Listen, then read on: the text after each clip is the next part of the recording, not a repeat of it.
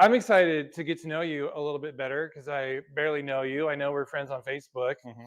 but from my perspective, the Huckleberry Press likes to focus on people who make a difference in Okay. a local community. And I think that Morgan set us up for this interview because you're somebody Yeah. who makes a specific difference in the art community of Spokane. So I try a little bit. I think you more than try. Okay. I think you do. I don't So, talk about myself too often, so yeah. well, you're going to get used to that here in Okay. the next 15 seconds. All So, right.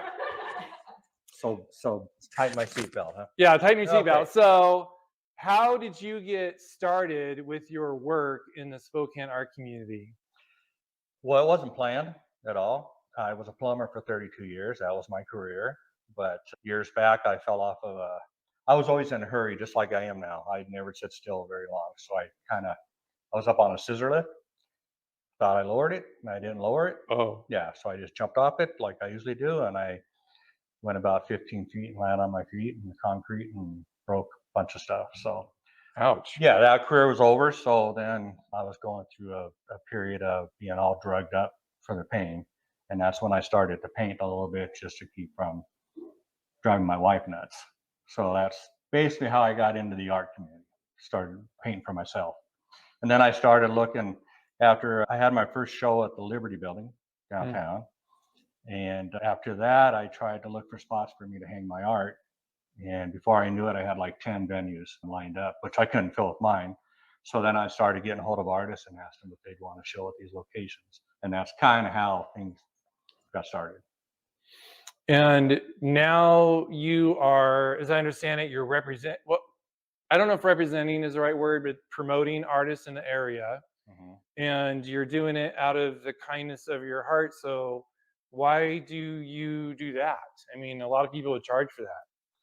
Well, when I got hurt and got involved in it, I had someone to help me show for the first time at the Liberty Building, gave me kind of a second chance. And it just feels right. I just don't, it's kind of hard to answer because I just don't feel right asking these artists to pay me to do what I do. They're not rich. They're out, and a lot of the artists that I helped get started.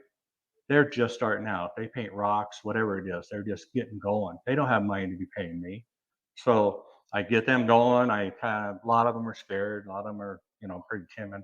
So I talk to them, kind of guide them, get them out there showing, and then push them away, and they come back. But Yeah. yeah, yeah. So yeah, I just love doing it. I wouldn't do it if I didn't love it because Well, what I see is you're providing a real service because I think it's fair to say a lot of artists are not the most confident in the area mhm. of self promotion. So here you are giving them encouragement and giving them some direction. I imagine. Well, they're yeah, they're a lot of artists have, things happen in their life. That's why they're artists, and they're very lost on what to do. And I'm not saying anything against anybody in Spokane or any other town. They don't get a lot of opportunities unless you're established and galleries or whoever it is knows who you are. You're not going to go show at these places. They kind of slam the door a little bit. Mm. So that's why I do what I do. I get them kind of train, teach them, get them their courage up, and da da da, and then they start going to places themselves. And yeah, then I sit back and just smile about it. It's I got to get be. paid. Yeah. I mean, it may sound corny as heck, but because I talk to my wife about this all the time, I feel like I get paid because I can just sit back and watch somebody like Morgan. So I'm gonna pick on her a little bit. When she first met me, we started working together, and look where she is now. I mean, she was just getting out in the art community, and she's done it all herself. She's done all the work. So, but There is so a team, don't even. I guess she told me, didn't she? Yeah, but that's what, she's a success in it. Yeah, that's what I enjoy. And you started your own gallery. So tell us a little bit about that. That's called Chrysalis. If I don't, my plate kind of makes me mess that up. Chrysalis Gallery. We're at 911 South Monroe Street. You know where Huckleberry's is on Monroe? I'm Mm. straight across the street from it. And I even live there. So I don't have a long drive to work. Short commute. I just walk upstairs, go home, and walk downstairs, open. Right Yeah. on. And we do the, like in gallery, we change out the first of every month, and it runs for a month. And jewelry, art. It doesn't matter if you're known. If I have artists that are just starting out, never shown before, shown on my walls, I don't care. We're there for everybody. What is a word of advice you would have for a new artist in Spokane? Oh, geez. What, you have to find someone that, truthfully, with connections, someone to lean on, someone to guide you. That's the number one thing. I mean, there's a lot of artists that step out there, they're just ready to rock and roll, and they can do it. But the biggest percentage of them just don't know what to do.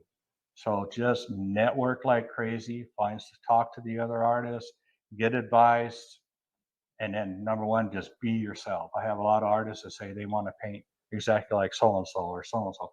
Paint what makes you happy and be you. Have your own style. So that's kind of makes them, a little different than everybody else. Powerfully spoken. Yeah. Hey, now I feel so special today. You are special. We have time for 1 or 2 questions from our live studio audience. I'm just curious how long you've been doing your art. Like, when did that transition happen? I got injured in 2004 or 5. I can't remember. Clear back in the first part of 2000s when I got injured. But then I was drugged up pretty heavy for a year or 2. I was painting, but if you look at my art from back then, it's all black and white. It's just dark because that's all I really cared about. And then after I started weaning off all that stuff, and then I started painting color like butterflies, and everybody wants me to paint butterflies. But yeah, so it's been quite a while. But now I don't paint that much, that often. This is my last piece I've done. That was like, yeah. What does that represent? Like somebody busting through. I'm sorry, I didn't hear you. You're painting. So can you explain? Yeah, talk about your painting a little bit. That's hard to explain. I get very, very, and Morgan will tell you this, I can't sit still very well, and I always like 20,000 things going on. So I get very bored easy. So when I paint something, I painted nudes, these trucks, it doesn't matter. Something pops in my mind. It doesn't have to be. This here was nothing. This was not any location or anything like that. I just sit down and I look at a canvas and then I just start sketching, and next thing you know, I'm painting, and it comes out like that. That's just, there's no rhyme and reason for anything that I paint unless somebody asks me to paint something for them, which I don't like doing, to be honest with you. I don't like commissions because then it's the job. They did. I feel pressure. I feel like I got to focus on that, and I don't like that. So just let me do my thing. So if we want your art, we need to go to Chrysalis to get it. We're not going to say, hey, Denny, we want you to create something. Oh, I don't mind doing it. I'm just being honest. It's just, Not as fun. And Morgan will probably tell you this too, is I don't take life too serious. Even everything that I do, I've been doing this a long time. I can't remember everything I've done, and I never take it too serious. I just like enjoy what I do. That's why doing the commissions kind of makes it feel like I'm doing a job, but I will do it. But just don't expect it overnight, because I take my time. These are oils, which takes a while to dry anyway. So, and I'm very picky. How long does a piece like that take? If I put the time into it, I mean, if I figure by the hours or something, I probably did this one in half a month or summer month or something like that. I can't remember, but I spread it out because I can't sit still for very long. Not just because I'm hyper as heck. It's just because of my injuries, and then my injuries to my legs. I'm up and down a lot, so it takes me a while. Yeah. Right on. So Chrysalis Gallery, and what's the address again? 911 South Monroe Street. Do you have a website? I do. It's theartchrysalis.com. Theartchrysalis.com. Theartchrysalis.com. Right on. Yeah. Thank you for bringing your energy here today. And I just want to say that, in my opinion, creativity would solve all of our problems. So I totally acknowledge you for bringing people along in the creative process. I'm sure that it's solving multiple problems in the process and creating a lot of possibilities. So Well, art's very, very important, and especially in the kids' lives. So that's why I do what I do, because it's being taken out of a lot of stuff. Ag- Yeah, Agreed. yeah. Thank so you so much. Thank you for having me here. Yeah. Oh, no, wait. So I just wanted to thank our live studio audience, and I want you guys to know it's not just about the clapping, it's that your presence makes all the difference. So thank you for being here. Thank you for being here. Thank you. And if you're watching this, please share it. It helps Emily of Page 42 Bookstore. It helps Chrysalis Gallery and helps all the artists in Spokane. So thank you very much, and do that. Thank you.